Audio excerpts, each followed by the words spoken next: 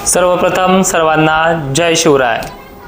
मॅपच्या साहाय्यानं आपण अंदाज असा पाहणार आहोत की ज्या जिल्ह्यांना आतापर्यंत पावसाची कुठलीच हालचाल नव्हती, ह्या 3 दिवसामध्ये हालचालीला वेग येणार आहे।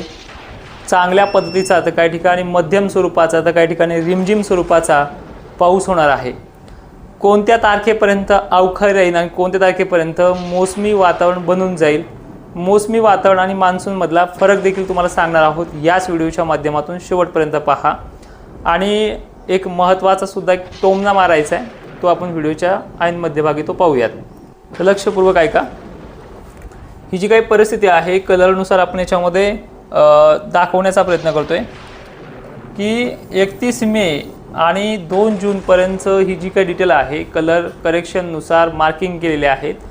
31 तारखेला 31 मेला संध्याकाळपर्यंत सोलापूरच्या काही मोजक्या भागांमध्ये, धाराशिव एरियामध्ये, परभणी अहिल्यानगरचा जो काही पाथर्डी पूर्व भाग आहे, गेवराई अंबड पट्टा आहे, जालना परिसर अनेक ठिकाणी, तर भोकरदन जाफराबाद अशा अनेक भागांमध्ये देऊळगाव इकडे पुसद डिग्रज आणि हिंगोली परिसरामध्ये ह्या 31 तारखेला मान्सून पूर्व पावसाची हजेरी लागणार आहे, जी आतापर्यंत मोजक्या ठिकाणी होती। 31 पर्यंत थोडी व्याप्ती वाढणार आहे आणि 31 ते 2 दरम्यान हे चित्र बदलणार आहे।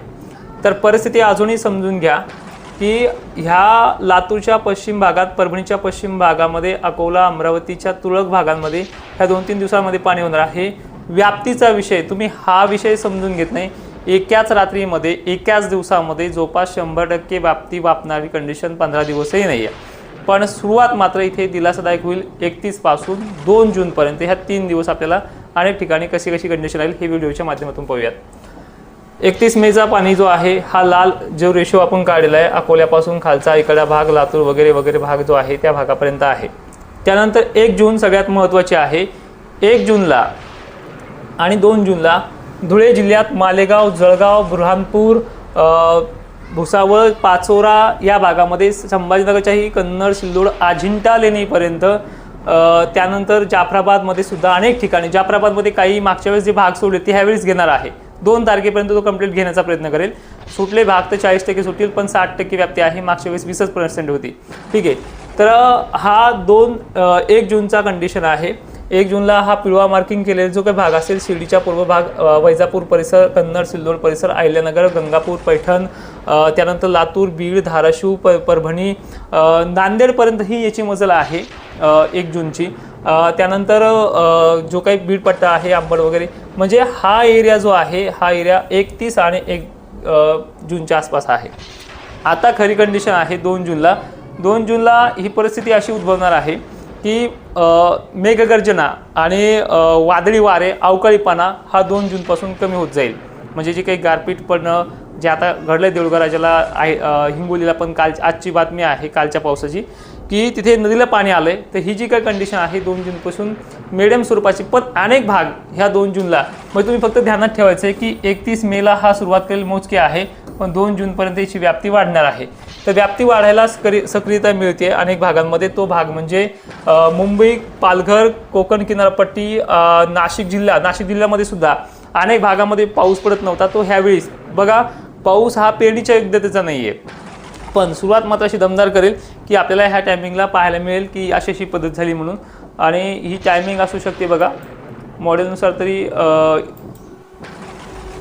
ठीक आहे, दुपारनंतर की संध्याकाळी। पण ह्या टायमिंगला जे ढग आहेत, जे आता गरमीची लेवल आहे ती वेगळी असणार आहे। गरमी जवळपास 5% ऊन आणि 5% गरमीची भाप जी आहे ती रिव्हर्स येणार आहे, मागे येणार आहे।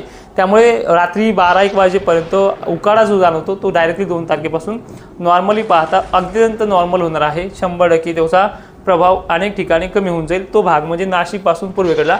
याच टायमिंगला नाशिकला 2 तारखेला नाशिक, शिर्डी, पालघर, पुणे, ठाणे परिसर, धुळे, जळगाव, खान्देश परिसर, अनेक ठिकाणी बुरहानपूरपर्यंत, अकोला, अमरावती, वर्ध्यामध्ये सुद्धा, चंद्रपूर, अलिबाग, नांदेड, वाशिम, पुसद, डिग्रज, लोणार परिसर, मेहकर परिसर, शेवगाव परिसर सुद्धा ह्या 2 तारखेचा पाणी आहे।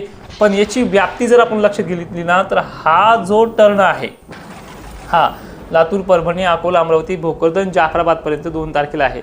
जाफराबादच्या आणि भोकरदनच्या मागे ज्या 2-3 दिवसापूर्वी जो पाणी पडलाय या पाण्याने आणि ह्या पाण्याने अनेक ठिकाणच्या पेरण्या मार्गी लागतील, म्हणजे त्या ओलीवरती आणि त्या पावसाच्या अनेक ठिकाणी एखाद्या पाण्याची सोय असेल तर ते पेरण्या मार्गी लागू शकतात, अशी कंडिशन यामध्ये आहे।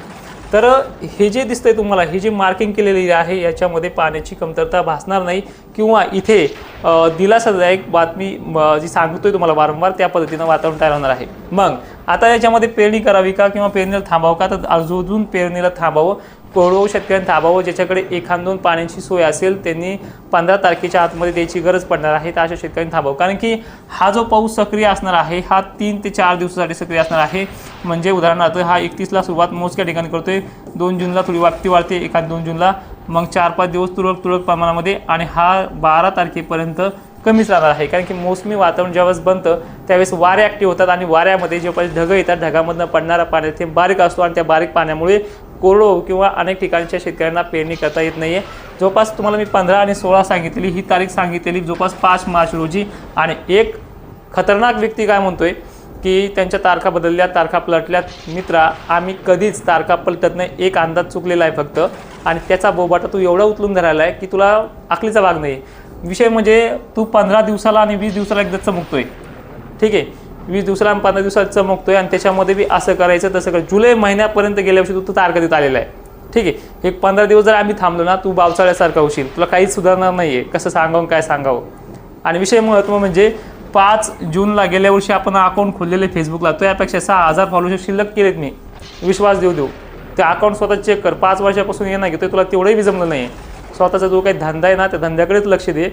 8 दिवस धंद्याचे व्हिडिओ टाकायचे आणि 1 दिवस पावसाचा व्हिडिओ टाकायचा, ते बी वातावरण आभाळाचं बनल्याच्या नंतर 4-2 ठिकाणी तुझ्या भागामध्ये पाऊस पडला की तू व्हिडिओ टाकतो, नंतर पुन्हा 8 दिवस तू येतच बी नाही आहे, हे आम्हाला शेतकऱ्यांनी सांगितले, ठीक आहे। हा झाला विषय महत्त्व, ह्याच्याकडे लक्ष द्यायचं काही गरज नाही आहे। मग हा 3 दिवसाचा जो काही सिस्टम बनलेला आहे, नागपूर, अकोला, अमरावतीसह विदर्भ, नांदेड, वाशिम, लातूर, सोलापूर, पश्चिम भाग आणि वगैरे भाग, नाशिक वगैरे भागामध्ये या पाण्यावरती पेरण्या करायला जमणार नाही। जिथे जास्त झाला तिथल्या शेतकऱ्यांनी निर्णय घ्यायचा आहे, कारण की 1-2 पाण्याची सोय पाहिजे, हळद वगैरे लागवड तुम्ही करत असाल तर।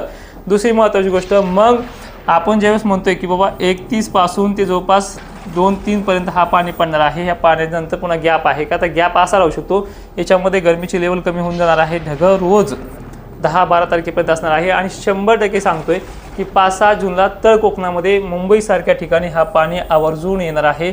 तळ कोकण वगैरे भागात 6 जूनच्या आसपास किंवा अगोदरच मान्सून धडकणार आहे। मान्सूनबाबत आता रखडला आहे, अरबी समुद्र रखडला आहे, ह्या बातम्यासुद्धा 5 दिवसात पलटणार आहेत, ह्या बातम्याचे चित्रसुद्धा बदलणार आहेत। मग जाता जाता एवढं सांगेल की 31 पासून हे मार्किंग केलेले जे भाग आहेत, ह्या भागामध्ये 3 दिवसात 31ला नाही पडला तर 1ला पडेल, 1ला पडेल, 2ला पडेल, पण ही परिस्थिती ह्या 3 दिवस लगातार आहे।